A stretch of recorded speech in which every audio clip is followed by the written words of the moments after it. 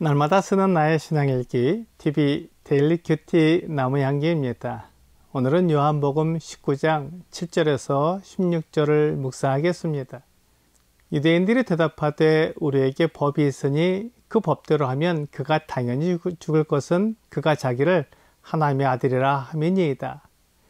빌라도가 이 말을 듣고 더욱 두려워하여 다시 관정에 들어가서 예수께 말하되 너는 어디로부터냐 하되 예수께서 대답하여 주지 아니하시는지라.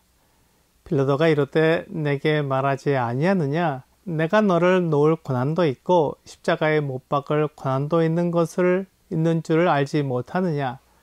예수께서 대답하시되 위에서 주지 아니하셨더라면 나를 해할 고난이 없었으리니 그러므로 나를 내게 넘겨준 자의 죄는 더 크다 하시니라. 이러함으로 빌라도가 예수를 놓으려고 힘썼으나 유대인들이 소리질러 이르되 이 사람을 놓으면 가이사의 충신이 아니니이다. 무릇 자기를 왕이라 하는 자는 가이사를 반역하는 것이니이다.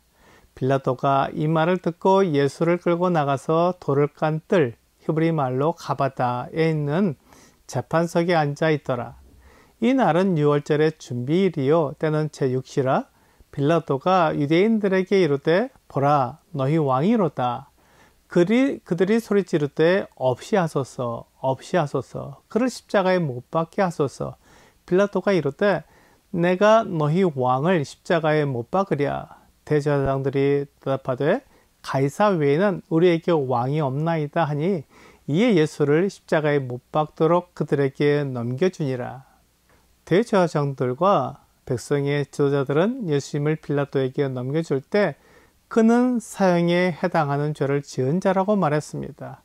그것은 정치적으로 문제가 될 뿐만 아니라 종교적으로 문제가 된다는 말이었습니다. 그들이 처음에 예수님을 넘겨줄 때에는 로마 총독의 입장에서 볼 때 가장 큰 타격이 될 것이라고 생각한 정치적인 문제를 거론했지만 빌라도가 예수님에게서 아무런 죄를 찾지 못했다고 말하자 그들의 원래 목적대로 신성 모독을 꺼낸 것입니다. 레위기 24장 16절은 여호와의 이름을 모독하면 그를 반드시 죽일지니 온 회중이 돌로 그를 칠 것이니라. 거류민이든지 본토인이든지 여호와의 이름을 모독하면 그를 죽일지니라 라고 말씀하고 있습니다. 유대 백성들이 생각할 때 사람이 하나님의 아들이라고 말하며 그가 하나님과 동등하다고 말한 것은 하나님의 이름을 모독한 일이었습니다. 그래서 유대인의 법에 의하면 그는 당연히 죽을 수밖에 없었습니다. 그래서 그를 사형에 처해달라고 빌라도에게 데리고 온 것입니다. 백성의 지도자들은 예수님을 고발하면서 예수님이 자기를 하나님의 아들이라고 한다는 말을 해주었습니다.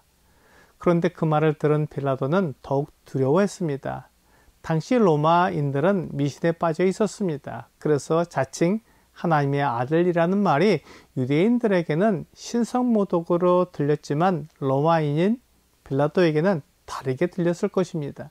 그에게는 하나님의 아들이라는 말이 로마 제국에 대한 그 어떤 위협도 아니었으며 예수님이 신적인 능력을 가진 신적인 사람이라는 말로 들렸을 것입니다.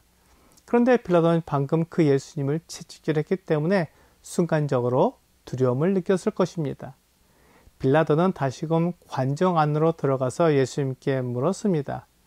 너는 어디로부터냐? 빌라도는 예수님의 기운에 대해 알아보는 것으로 자기의 두려움을 없애보려고 했습니다. 그렇지만 진리에 대해 전혀 관심이 없고 자기의 유익만을 위해 일하는 빌라도에게 예수님이 누구신지 대답할 필요가 없었습니다. 그는 진리를 알고 싶은 것이 아니라 어떻게 하면 이 두려운 상황을 벗어날 수 있을지 생각하는 사람이었기 때문이었습니다. 예수님께서 대답해 주지 않았기 때문에 그는 더 두려웠을 것입니다. 그래서 이번에는 그가 예수님을 놓을 고난도 있고 십자가에 못 박을 고난도 있다고 말했습니다. 예수님은 위에서 아버지께서 주시지 아니하셨다면 그에게 아무 고난도 없었을 것이라고 말했습니다. 사실 모든 고난은 하나님께로부터 주어지는 것입니다. 하나님께서 그런 고난을 주지 않으셨다면 사람은 아무런 고난도 가질 수 없습니다. 빌라도에게 이런 고난을 주신 것은 예수님을 신문하면서 진리를 알고 진리를 믿으라고 주신 고난이었습니다. 하지만 빌라도는 그 고난을 하나님을 위해 사용하지 않고 자기를 위해 사용했습니다. 빌라도는 자기가 이뤄놓은 자리를 빼앗기고 싶지 않았습니다. 빌라도는 유대 총독으로 온 그 사람이기에 유대인의 하나님에 대해 관심을 가질 수도 있었지만 그는 자기 자신을 위해 결정하고 행하는 사람이었습니다. 빌라도가 백성들 앞에 나아갔을 때 백성들은 예수님을 놓으면 충신이 아니라고 말하며 그들에게 가이사 외에는 왕이 없다고 말했습니다. 이제 잘못하면 빌라도가 가이사에게 의심을 받아 형벌을 받을 수 있었기 때문에 자기 자리에 연연하는 빌라도의 입장에서 두려운 일이 아닐 수 없었습니다. 유대 지도자들이 사내들인 공회를 통해 신성모독으로 판결을 내린 사람에게 로마의 총독이 유죄 판결을 내려 사형을 집행하지 않고 오히려 그를 무죄 방면했다는 소식이 가이사에게 들어간다면 빌라도가 가이사에게 무슨 변명을 할 수 있겠습니까? 예수님은 가이사에 의해 왕으로 책봉된 사람이 아니었는데도 로마의 총독이 그를 인정하고 보호해 주었다면 그는 반역죄에 해당할 것입니다. 빌라도는 예수님을 놓으려고 힘을 썼지만 유대인들이 지르는 소리에 그만 자기 판단을 내려놓고 유대인들이 원하는 것을 들어주게 되었습니다. 그래서 빌라도는 내가 너희 왕을 십자가에 못 박으랴 라고 마지막으로 그의 주장을 말했습니다. 하지만 그것이 백성들에게 아무 소용없다는 것을 알고는 예수를 십자가에 못 박도록 그들에게 넘겨주었습니다. 빌라도는 진리를 따르는 사람이 아니라 자기 유익을 따르는 사람이었습니다. 그의 유익을 위해서 진리를 알아보지 않고 예수님을 넘겨준 것입니다. 오늘의 적용 질문을 보겠습니다. 빌라도가 행한 잘못은 무엇입니까? 그는 왜 예수님을 넘겨주었을까요?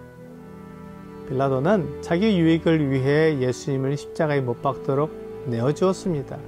그는 예수님이 아무 죄가 없다는 것을 알았지만 유대 백성들의 소리에 자기의 판단을 포기했습니다. 빌라도는 진리를 따르기보다는 자기 유익을 위해 예수님을 넘겨주었습니다. 오늘 예수님이 하나님의 아들이시지만 우리를 위해 이 세상에 오셔서 고난과 죽임을 당하신 것을 믿는 여러분과 제가 되기를 주 예수님의 이름으로 기도합니다.